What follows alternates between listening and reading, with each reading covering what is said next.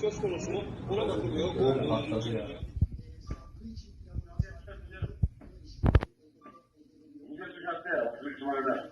Buradan aşağı bir geçiş sürüyor. İspat yazıyı. Geçişlerin yeri. 073 68 15. 073 68 15.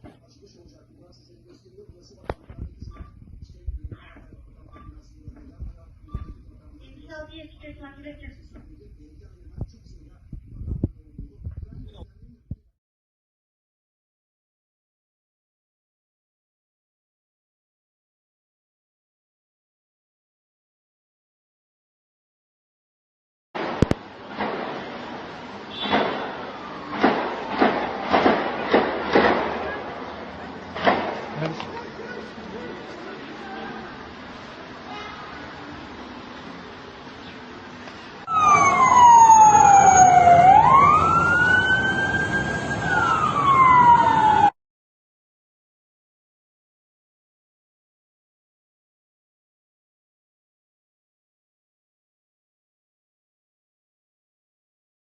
Diğer araba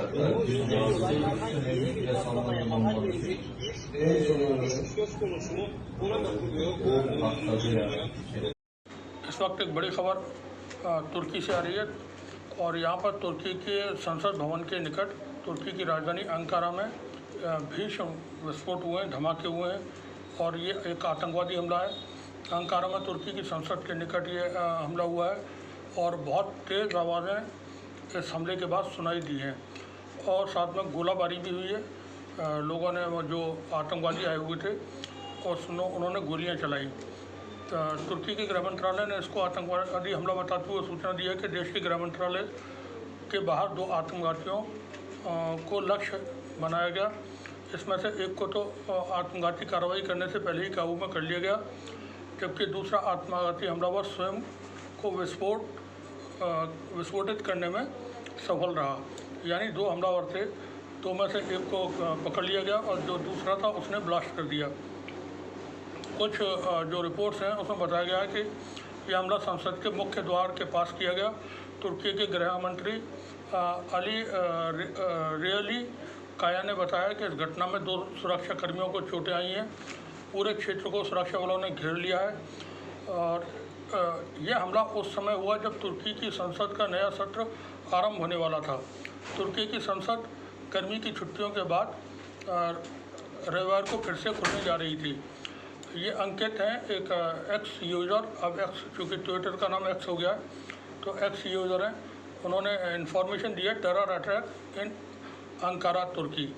one of the terrorist believe himself up near the entrance of the ministry of the internal affair building and the other was killed. यहाँ ये भी बता रहे हैं अंकित कि संसद भवन के गेट के करीब ये हमला किया गया। एक ने अपने आप को उड़ा दिया, दूसरे को मौके पर मार दिया गया। इसका CCTV फुटेज उन्होंने जारी किया है, वो वीडियो के साथ हम दिखाएंगे। वहीं पर स्टार जनरल हैं एक्स यूज़र, उन्होंने भी लिखा है breaking suicide bombing attack on the ministry of internal affair in Ankara capital of Turkey. तो ये एक बड़ी खबर है।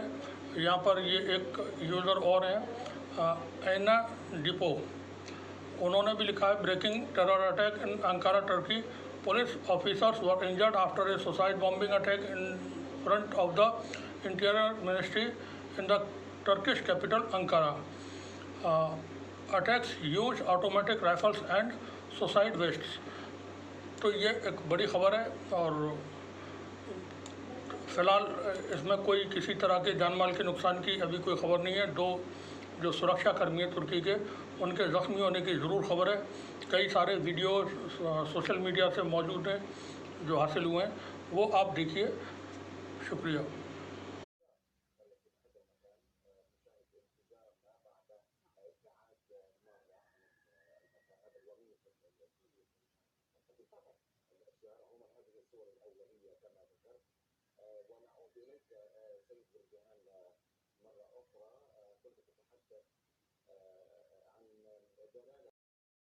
It's understood a suicide bomber detonated an explosive device in Turkey near the country's parliament building.